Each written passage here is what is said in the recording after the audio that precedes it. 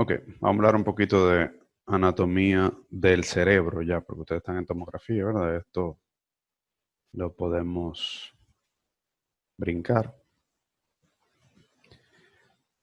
Hablamos de que el cerebro, el encéfalo, se divide en lóbulos y hemisferios. Tenemos dos lóbulos, uno izquierdo y dos hemisferios, perdón, uno izquierdo y uno derecho. Y en cuanto a los lóbulos, tenemos algunos que tienen los mismos nombres de los huesos, que por esa parte ustedes pueden recordarlo fácilmente.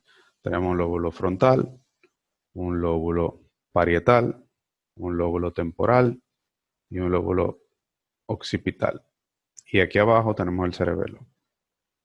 Estos, a su vez, como mencionabas, se dividen en dos partes, una izquierda y una derecha, que la divide una línea interhemisférica. O sea, esa rayita que vemos ahí nos divide en hemisferios izquierdo y derecho. Eso es lo que yo necesito básicamente que ustedes sepan para que lo identifiquen entonces en la tomografía de cráneo.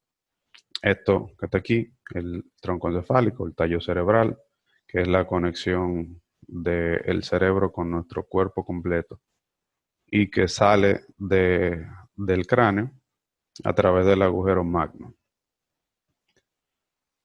Ok, con la realización, ustedes lo vieron todo esto en el video de la planificación. Vámonos entonces directamente a la parte de la anatomía para entonces pasar al tema de, las patologías en cráneo. Vamos a mencionar algunas patologías.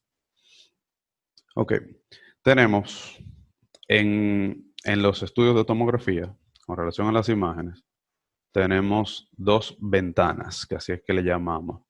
Ventanas son el contraste visual que nosotros le damos a esas imágenes de tomografía.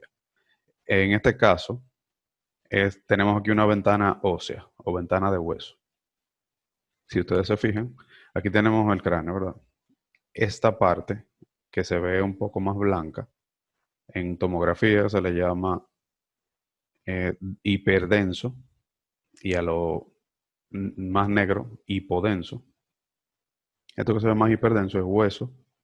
Esa es la base del cráneo que estamos viendo ahí. Miren el agujero magno, las celdillas mastoides, las celdillas etmoidales del hueso etmoide. Eso que se ve ahí un poco más oscuro son los globos oculares. Y aquí atrás, eso es piel, ¿verdad? El hueso en esta ventana se ve más claro. No podemos tener las dos cosas en las imágenes de tomografía, o sea, los dos contrastes. Ven que los globos oculares se ven más oscuros y la piel se ve más oscuro, el tejido blando se ve más oscuro y el hueso se ve nítido. Para nosotros entonces tener un contraste en donde se vea el tejido blando bien, que se diferencie, el hueso entonces pierde calidad.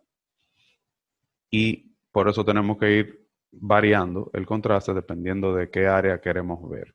Y asimismo también vamos a imprimir diferentes tipos de contrastes a la hora de sacar las imágenes, ¿verdad? De imprimirlas.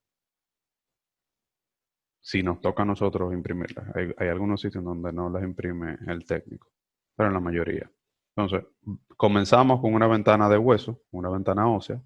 Ya luego vamos a pasar a ventanas de tejido blando o de parénquima y yo les voy a mencionar en ese momento.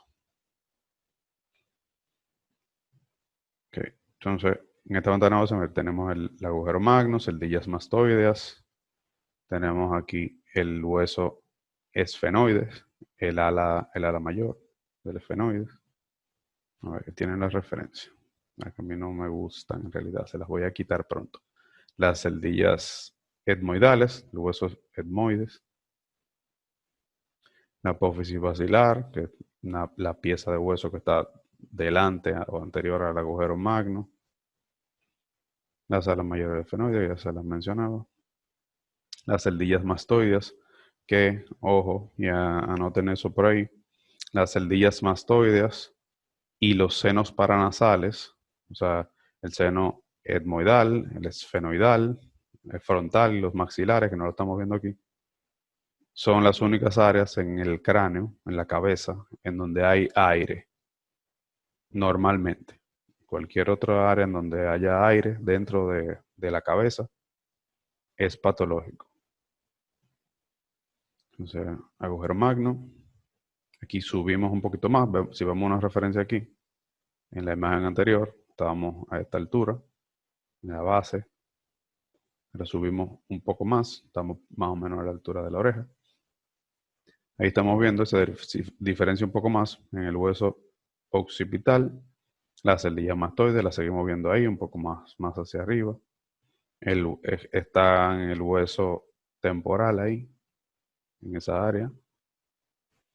Ya de aquí para allá, eso es hueso el frontal. Y ahí sí vemos el seno frontal.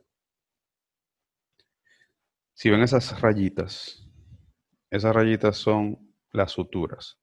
Como tenemos un corte axial, transversal, como explicaba en el video de la realización, el que no lo vio no va a entender, claro está.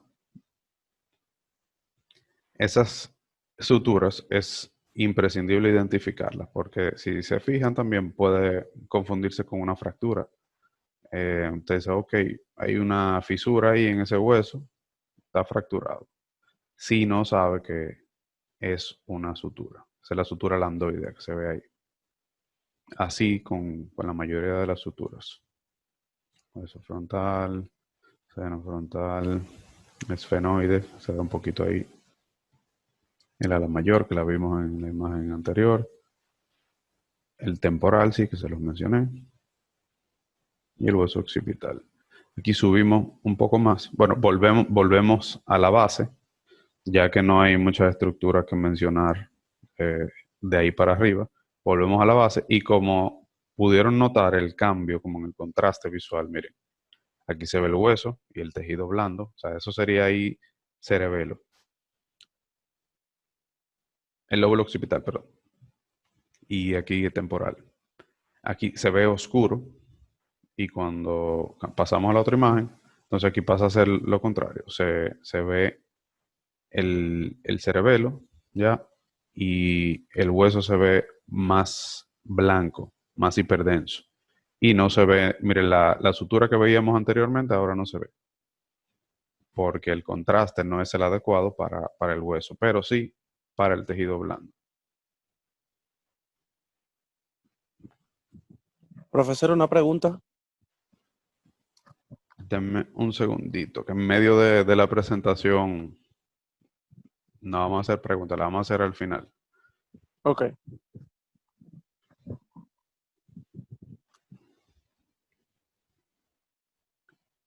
Pónganla por ahí por el chat, las preguntas. Y cuando termine la presentación, entonces yo la voy leyendo una por una, la que ustedes vayan dejando ahí, para no interrumpir la dinámica. Aparte que duramos mucho, sí, se me ve el hilo. Ok, entonces aquí vemos el cerebelo, como les mencionaba. Vemos el seno esfenoidal, las celdillas etmoidales. Ya vemos los globos oculares un poquito más claros. El nervio óptico, que es el nervio que conecta los ojos, vamos a llamarlo, con el cerebro. Las mastoides y el hueso occipital. Subimos para seguir viendo un poco más del tejido blando, que el hueso ya en esa parte lo vimos. Vemos aquí la protuberancia del cerebro, la glándula hipófisis, que está encima del hueso, la partecita del hueso del esfenoide que se llama la silla turca.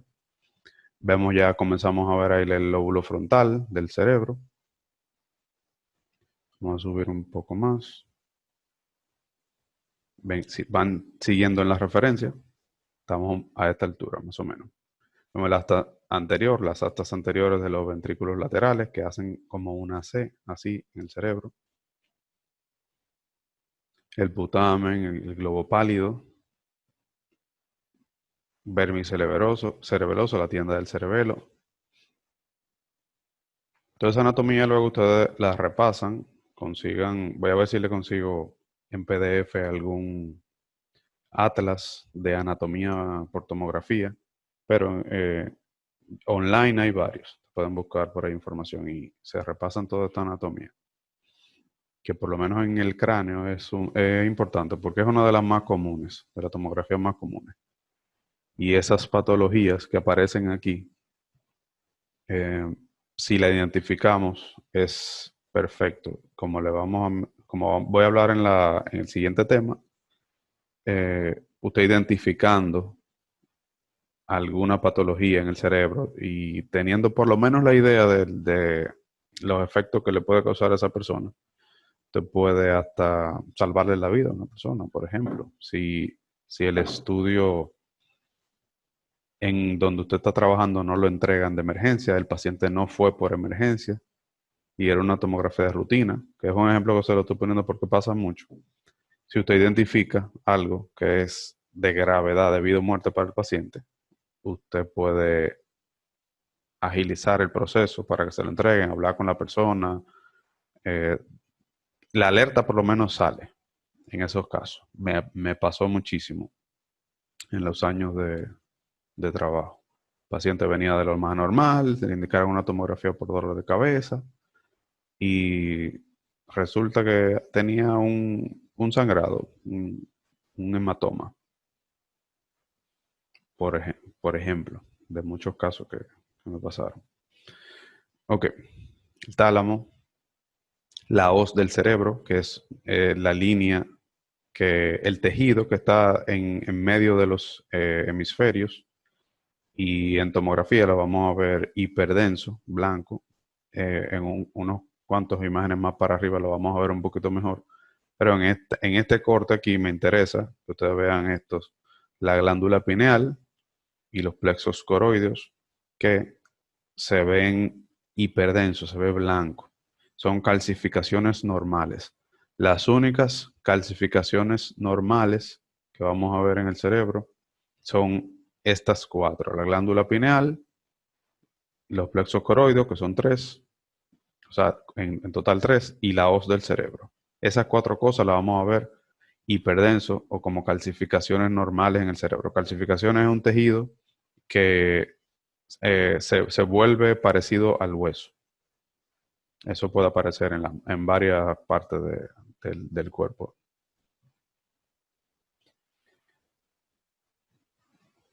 Un poco más para arriba.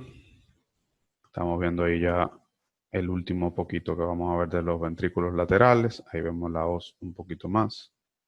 Estas imágenes que se ven ahí se las voy a explicar ahora en un momentico. Más para arriba. Ok. Ya estamos a esta altura. Una imagen más y lo que se ve es simplemente el hueso. Ok. Entonces miren la hoz. Ahí como se ve, bien clarita. Se ve blanco. Y aquí en el cerebro ustedes están viendo estas imágenes hipodensas, bueno, isodensas, que es el intermedio. Hiperdenso es el blanco o el hueso. Hipodenso viene siendo el negro o el aire, que después lo veremos en las unidades de Hounsfield. Y en un intermedio, como un grisecito, vendría siendo isodenso en tomografía, porque estamos hablando de densidades. Ya todo eso son previews que le estoy dando, ¿verdad? De cosas que vamos a ver luego. Aquí entonces, me imagino que la mayoría han visto un cerebro, por lo menos en imágenes o en películas, y ustedes pueden notar que parece como una aglomeración de gusanos. Te ponen un grupo de gusanos bien gorditos juntos, y eso es lo que parece el cerebro. Otro ejemplo, una toalla, ustedes la empujan y la meten en un envase, y usted va a tener algo parecido al cerebro dentro del cráneo. Entonces, hay lugares, áreas de esa toalla, por ejemplo, que se levantan y otras que se hunden. Usted la apretujó ahí adentro, imagínense. Hay unas áreas que se levantan y otras que se hunden. Las áreas que se levantan son estas que se ven más grises, que se llaman, mire, para diferenciarla, porque no sé si me estoy dando a entender. Esto, vamos a empezar con esto, para que lo entiendan. Estas áreas son las áreas que se hunden. Estas áreas son como levantaditos. Piensen en policía acostado. Y la parte de aquí son surcos, como la parte que se hunde. Entonces, surcos y circunvoluciones, la otra parte. Surcos que se levantan, o sea, circunvoluciones que se levantan y surcos, la parte que se hunde. Y tienen diferentes densidades aquí por eso. Circunvoluciones, surcos.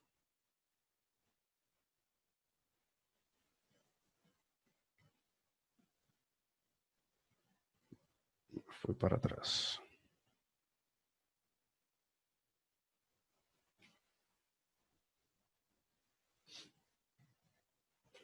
Bien.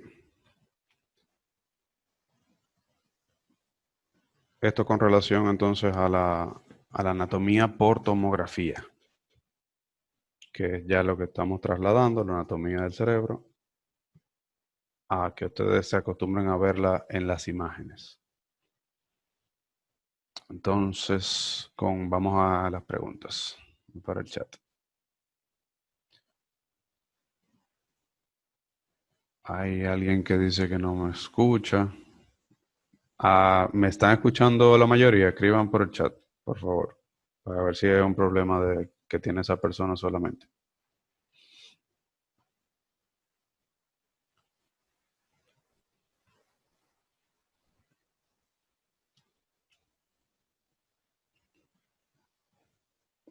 Darío, estamos grabando la clase, o sea que cualquier cosita que no se haya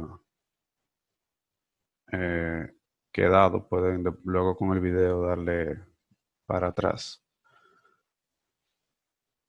Ese contraste que yo mencioné, que esa pregunta, o sea, para hacer eso, para hacer ese contraste solo tiene que utilizar el líquido, también debe aumentar la radiación. No, eso es lo normal de la imagen de tomografía. Todas las imágenes de tomografía vamos a tener ese contraste.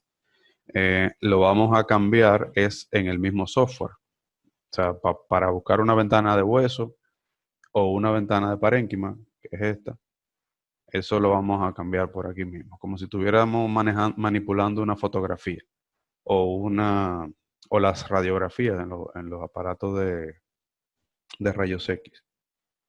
Ahí en el teclado también se guardan las configuraciones y uno puede ir accesándola simplemente dándole una tecla, se pone la ventana de parénquima y te le da a otra tecla y se pone la ventana de hueso y así sucesivamente. Pero eso es simplemente para verlo mejor, no es que para buscar esos contrastes debemos de poner medios de contraste inyectados o algo por el estilo.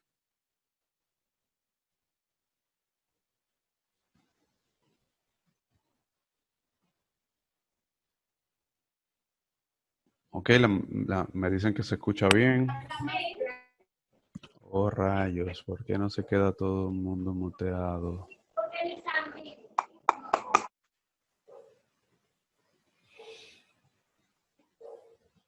Preguntas hasta aquí.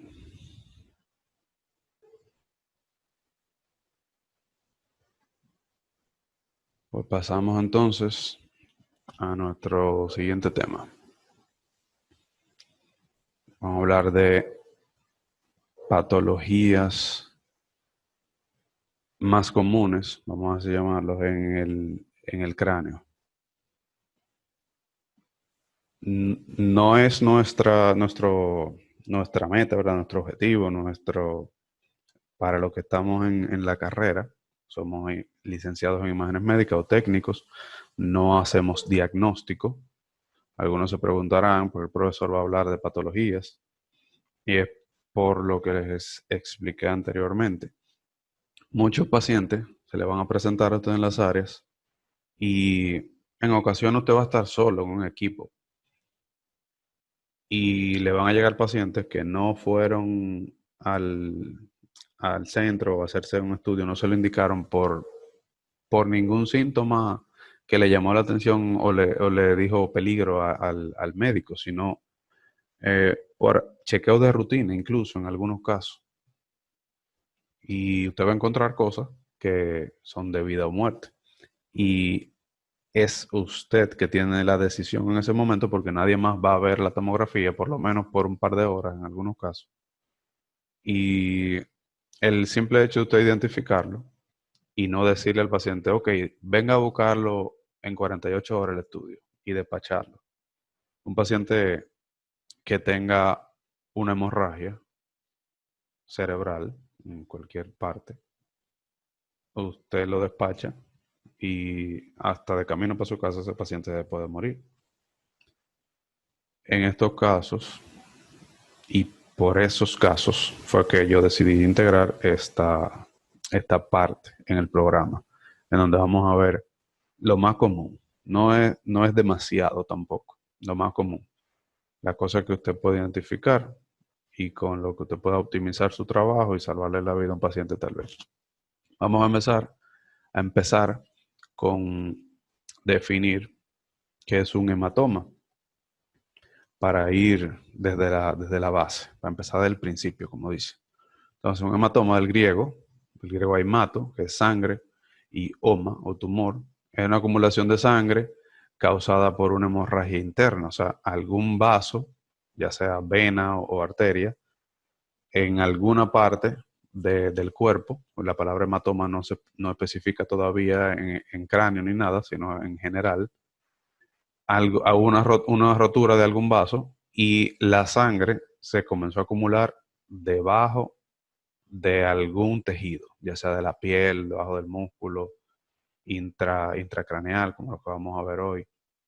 Eso es básicamente un hematoma. Aparece generalmente como respuesta corporal, resultante de un golpe, una contusión, magulladura, pero también pueden aparecer espontáneamente. O sea, que no lo cause nada, simplemente su propia fisiología. Por ejemplo, una persona, un viejito de 90 años, que le sube la presión, por ejemplo. Eso puede hacer que una de esas arterias en su cerebro, por poner un área, reviente y causar un hematoma.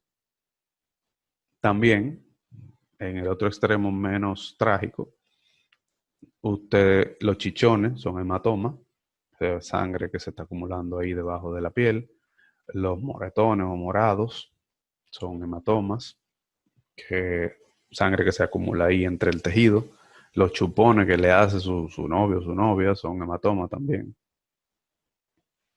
Entonces, ya específicamente los hematomas intracraneales son acumulaciones de sangre dentro del cerebro o entre el cerebro y el hueso del cráneo, que tienen su nombre también dependiendo de dónde estén y su clasificación. Pueden ser consecuencia de un traumatismo, ruptura de un vaso, ya sea espontáneo también, como mencionaba. Están los subdurales y los epidurales, que lo vamos a detallar ahora en un momentito.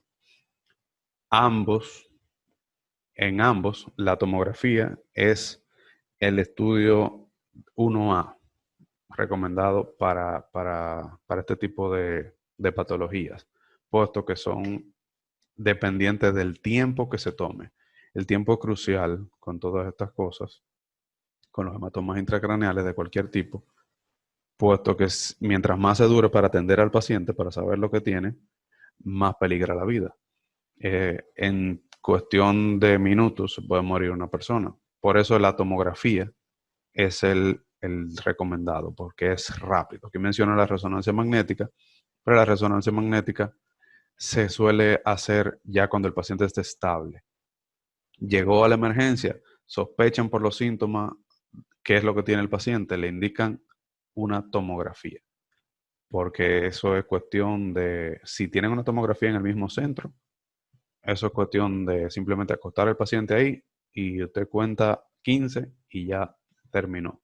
Ahí mismo el cirujano que va, o el médico de emergencia primero, o el cirujano si está ahí, puede verlo en la misma pantalla y si es lo que se sospechaba, por ejemplo, un hematoma, un paciente que llegue después de un trauma, un accidente de tránsito, ¿verdad? Eso es inmediatamente para cirugía. No se pierde tiempo. Una resonancia magnética, por el contrario, lo mínimo que puede tardar es de 15 a 20 minutos. Realizarla solamente. Y el paciente tiene que estar bien tranquilo. Se imagina un paciente que llegue después de un accidente, inconsciente, que no esté tranquilo. La resonancia no es realmente la mejor opción. En tomografía, incluso si tenemos que sujetar al paciente, agarrarlo entre varios, se hace. Una persona con un hematoma intracraneal puede perder la conciencia, puede entrar en coma, puede quedar paralizado en uno o ambos lados del cuerpo, puede experimentar dificultades respiratorias y cardíacas, y morir, obviamente. Pueden también ocasionar confusión, pérdida de la memoria, especialmente en las personas de edad avanzada. Entonces, vamos a hablar del hematoma epidural. Vamos a hablar de dos, epidural y subdural. Vamos a ver las imágenes primero. Me gusta ver las imágenes primero para que se identifiquen con ellas. El hematoma epidural se ve así, como un ojito, como un ojo. Y se queda confinado en una área. No se expande y se riega por el cerebro, como es el caso del subdural, que vamos a ver en un momentico. Ustedes lo pueden identificar por esto. Entonces, está entre los huesos del cerebro, del cráneo, perdón, y el aracnoides, que es una de las meninges. Eso, imagínense un plástico con lo que se envuelve la comida. El cerebro está envuelto en algo parecido, el aracnoide, aunque está pegado es de arriba. Entre el aracnoide y ese hueso se rompe algún vasito, ya sea arteria o vena. Puede ser espontáneo, puede ser por un traumatismo, lo más frecuente es por un traumatismo. No tiene que fracturarse el cráneo para producir esto. Un golpe fuerte lo puede producir por algo que se llama el efecto látigo. El cerebro no está totalmente pegado del cráneo, está un poquito alejado por el líquido cefalorraquídeo. Entonces su cerebro en un movimiento brusco puede chocar incluso con el hueso y el mismo hueso le produce un hematoma. Se rompe algún vasito. Entonces en este caso del epidural se queda confinado en esa área de ahí. Y eso se va a ver así. Voy a dejar la pregunta ahora para que no se me olvide luego, pero pendiente con esta pregunta y es, voy a elaborarla, déjenme ver. La sangre está fluyendo por todo el cerebro, ¿verdad? Aquí, en todo el tejido, hay sangre, obviamente, está corriendo sangre. Esto que vemos aquí es sangre, eso blanco o hiperdenso en tomografía, que salió de los vasos que se rompieron ahí. Si en toda esta área hay sangre, porque en nuestro cerebro fluye sangre, ¿por qué en la tomografía de cráneo solamente se ve la sangre hiperdensa cuando sale del vaso? Esa es la pregunta que me deben responder por el chat de WhatsApp. ¿Por qué la sangre en la tomografía de cráneo solamente se ve hiperdensa cuando sale del vaso, cuando se rompe un vaso? Aquí está fluyendo, pero está dentro de arterias y venas. Entonces, detallando. Consecuencia de la hemorragia de una arteria que se encuentra entre las meninges, entre las membranas que revisten y protegen el cerebro y el cráneo. La mayoría de los hematomas epidurales ocurre cuando una fractura rompe una arteria, como mencionaba. Dado que la sangre tiene más presión en las arterias que las venas, que salen directamente del bombeo del corazón y las venas, o sea, la sangre que está en las arterias sale directamente del bombeo directo del corazón y las venas simplemente vienen de retorno, por eso las arterias tienen más presión. Sale con más fuerza y rapidez de las arterias. A veces los síntomas son de inicio inmediato, generalmente en forma de dolor de cabeza intenso, pero también pueden retrasarse varias horas. Eso es inespecífico, el tiempo en el que se presentan los síntomas. Eso depende de qué tan rápido esté ocurriendo lo que está pasando en el cerebro. A veces el dolor de cabeza cede y luego reaparece. Es posible que se acompañe de un estado progresivo. Todo depende también del área del cerebro que esté afectando ese hematoma. Sabemos bueno, algunos voy a decir, para no generalizar, que el cerebro, cada área del cerebro tiene una función en específico. Yo lo pasé rápido cuando estábamos en la parte de anatomía, porque se estaba grabando el video, ¿verdad? Ustedes luego se pueden detener y leer qué área del cerebro cumple tal función. Pero sabemos que cada parte, cada área del cerebro tiene una función específica. Y también se combinan entre sí, lo que se llama la elasticidad cerebral. Dependiendo de en qué área se esté produciendo eso, le va a producir síntomas al paciente. Eso en caso de cualquiera de los hematomas. Confusión, somnolencia, parálisis, colapso y hasta puede caer en coma y la muerte puede también llegar al paciente si no se actúa rápido. Eso lo vamos a ver luego del subdural. Vamos a ver la imagen primero. Entonces tenemos aquí el hematoma subdural. Vimos el epidural, este es subdural. En el subdural, ya la arteria o vena que se rompió está por debajo o por dentro del aracnoide que vimos ahorita. Esa lineecita que vimos ahí fue lo que yo mencioné ahorita, que es como un plástico que envuelve. Ese es el aracnoide. O sea, está por debajo de eso, pero no dentro del cerebro, sino entre el cerebro y esa capa que está ahí y el hueso. Por estar ahí dentro ya de la cavidad y no estar confinada al aracnoide, cuando hay un hematoma en estas áreas, la sangre tiende a esparcirse, a regarse por el lateral, que regularmente se produce en esta área y aquí atrás. Se caracteriza por eso, por tener una forma de media luna. Asimismo, el otro era como un ojito, un ojo, así que lo describen los libros de radiología, y el subdural es como una media luna. Si se pueden fijar en este es el ventrículo lateral derecho. Aquí debería estar el izquierdo y la hoz del cerebro también debería de ser continua ahí. La cavidad craneal, el cráneo, es una cavidad cerrada. O sea que ahí no entra ni sale nada, sino es por las arterias y las venas y los vasos linfáticos, claro está. Entonces, la sangre debe entrar y salir, debe fluir. Si se rompe un vaso ahí adentro, esa sangre que se está derramando ahí está aumentando la presión dentro del cráneo. Se llama presión intracraneal.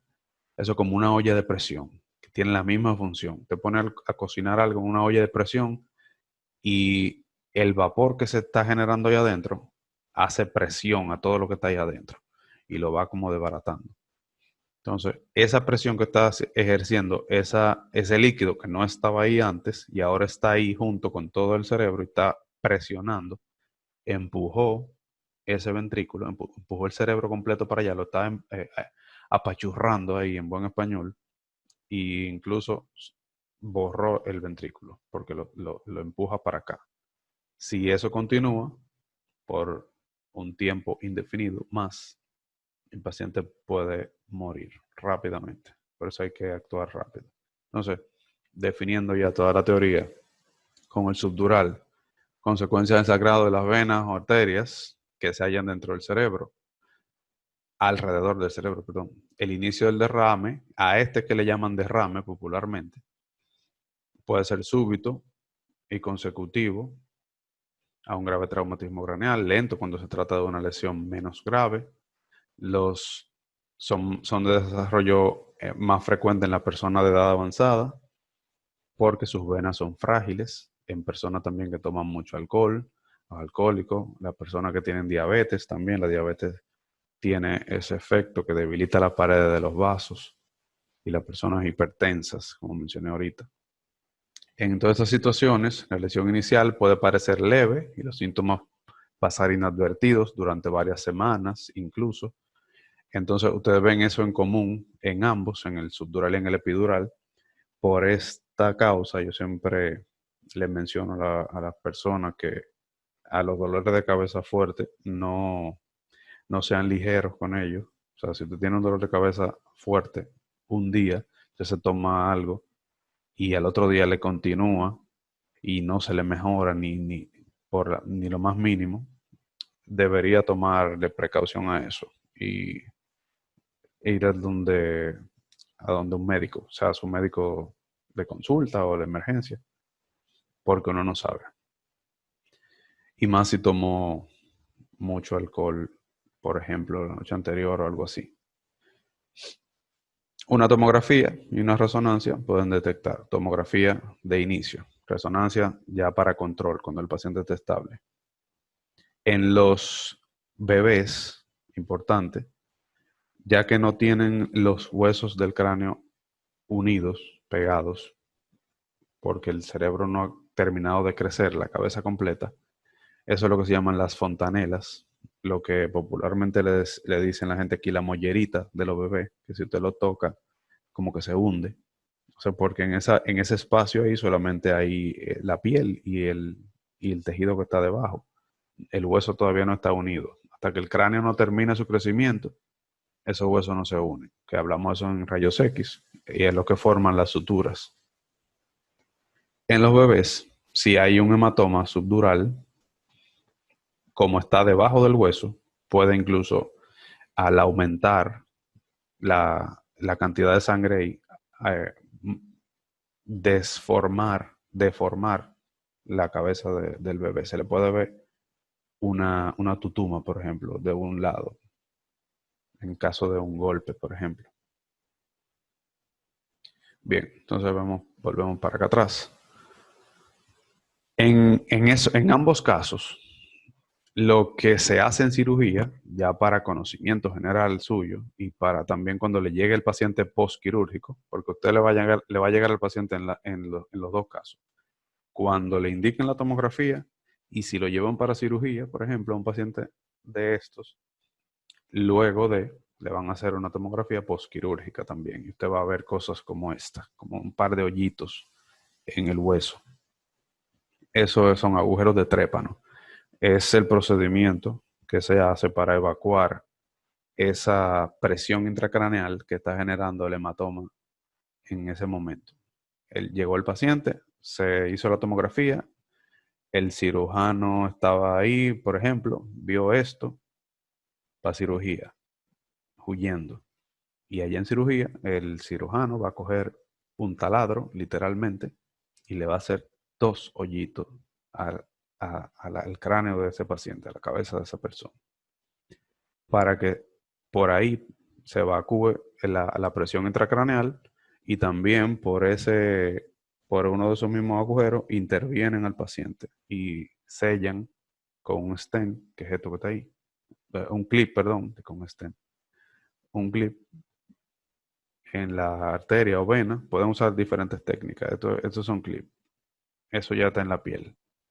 Ese es el que está en la arteria o vena. Pueden también coser, dar puntos, depende. El caso es este. ¿Y por qué dos? ¿Por qué no lo hacen uno? Para que se vea menos feo después. Porque como es una cavidad cerrada, ustedes han tenido la experiencia con una lata de leche Carnation, que si usted le hace un hoyito no sale nada. Usted tiene que hacerle dos y en algunos casos soplar por uno de ellos, porque también se cumple ahí la ley de que eh, dos objetos no pueden ocupar el mismo espacio. O sea, para que salga esa sangre de ahí debe de entrar aire por un lado, por ejemplo, y entonces del otro sale. Ok, vamos a ver entonces algunas imágenes. Le- lo otro que podemos tener, vimos hematomas epidurales, hematoma subdural, que está ya entre el cráneo, entre el hueso y el cerebro. Y entonces tenemos los hematomas intraparenquimatosos, que están dentro del tejido cerebral ya. Esto es sangre, lo que vemos aquí.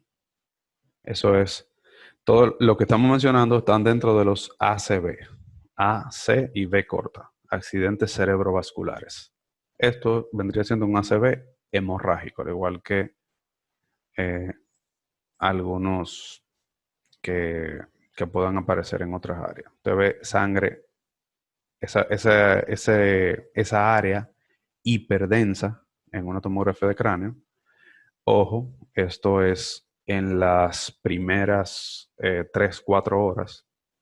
Ya luego que pasan 3 a 4 horas de que sangró, lo que vamos a ver es algo así. Algo así, porque se reabsorbe la sangre. Eso sí tratan al paciente. Claro está. Si el paciente muere, puede ser que continúe el sangrado por un tiempo mayor y se pueda visualizar luego. Pero ya eso sería radiología forense. Entonces aquí tenemos una hemorragia o hematoma intraparenquimatoso, un ACV hemorrágico. Si usted ve algo así, o como los otros dos anteriores que vimos, eso es una emergencia. Póngale la atención debida a eso, y si es un caso que el paciente no fue en camilla ni por un trauma ni nada de eso, pues hágaselo saber y que no se vaya, que llame a un familiar y que de ahí para la emergencia. Entonces, ¿cómo es el proceso? Déjame ver cómo voy. Hemorragia. Aquí todavía no se ha producido la hemorragia, pero ya se nota que se tapó alguna arteria o vena de alguna forma y no está llegando sangre a esa área ahí. Cuando vemos un área del cerebro que está no tan negro como esto, no tan hipodenso como esto, pero isodenso, más o menos así, está comenzando en esa área a faltar el oxígeno en el tejido. La sangre lleva oxígeno y nutrientes al tejido, y en el cerebro, en tomografía, cuando eso deja de pasar, se ve algo así. Eso quiere decir que hay una arteria que se tapó por alguna razón, X o y no está llegando sangre a esa área. En este punto todavía aquí es un infarto. Eso mismo pasa en el corazón. O sea, se para su corazón y deja de llegar la sangre al cuerpo entero. Por eso le llaman infarto. De esto, si no se le atiende rápido al paciente, puede ser transitorio, puede tener suerte y ser transitorio, que se tapó por un tiempo X la arteria, y por ser suertudo, vamos a decirle así, ese entaponamiento se desbloqueó y comenzó a llegar sangre de nuevo al área. Que eso le pasa a muchas personas y ni cuenta se dan. No tan grande como esto, tal vez, en pequeñas áreas. Entonces, si esto continúa así, entonces puede pasar esto. Esa arteria que está tapada se revienta y entonces, aparte de tener un infarto, pasa a ser un hematoma, un ACV hemorrágico, un hematoma intraparenquimatoso. Ya en estos casos, este que vemos aquí, que está bien oscuro, bien hipodenso, es un infarto ya antiguo. Tal vez pasó por una hemorragia, pero ya eso es viejo. Eso no le está pasando a ese paciente en ese momento. Eso ya pasó. O sea que esta persona ha tenido varias malas experiencias, pero si está pasando esto, que es por lo que le están haciendo la tomografía en ese momento, tuvo suerte porque ha tenido varios infartos, y esa área que se ve así tan negra es porque ya ese tejido de ahí murió. Ese tejido no funciona. Tiene que tener algún déficit motor eh, en el lado derecho ese paciente, y habría que ver qué otra secuela le haya dejado. Pero cuando vemos ese tejido así, como que ala hacia adentro y está bien hipodenso, es un tejido que ya está necrosado, ¿no? Es muerto. Estas áreas que vemos aquí también son áreas en donde ya está faltando sangre. Está pasando por una isquemia. O sea, isquemia primero, luego el infarto. Luego del infarto puede ocurrir una hemorragia, y si no se trata el paciente, ese tejido muere y se ve así, bien hipodenso. Entonces aquí vamos a ver una fractura para que vean cómo se ve en tomografía de cráneo, porque estamos en cráneo. Miren, la definición simple de una fractura es la pérdida de continuidad de la línea de un hueso. Y es simple como esto. Este es el hueso frontal, ¿verdad? debe usted conocer la anatomía normal del hueso frontal. Si usted sabe, ¿verdad?, que va hasta aquí, que esto es la frente, nuestra frente, ¿verdad? Y debe ser continuo. En este punto ahí en esa imagen, simplemente hay una discontinuidad de la línea que forma ese hueso. Eso es una fractura. Ese es el pedacito que va ahí. Y como pueden ver, esto es una reconstrucción tridimensional de esto. Aquí se ve mucho más fácil porque conocemos ya la anatomía del hueso normal. Esto es por tomografía, esto es lo que es nuevo para ustedes.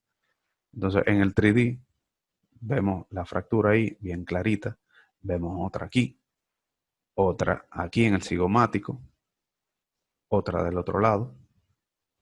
Ese es el maxilar superior. Perdón, todavía habría que ver dónde está la sutura. Creo que el maxilar superior, aquí también. Tiene una fractura de por lo menos uno de los dos huesos nasales. Diría yo que están fracturados los dos, aunque en esta imagen no se vea. Y ahí adentro hay fracturas también. O sea que pudo haber cortado el nervio óptico y ese ojo perderlo ese paciente. Esa es la idea de general con esta clase, que ustedes puedan ver estas cosas, por lo menos las identifiquen visualmente, aunque ustedes tal vez por lo pronto, yo sé que con el tiempo, claro que sí, por lo pronto, aunque no puedan detallar y definir qué es, cuando ustedes la vean, por lo menos les llame la atención. Y eso haga que usted levante la voz de alerta si lo ve. Entonces, vamos para el chat.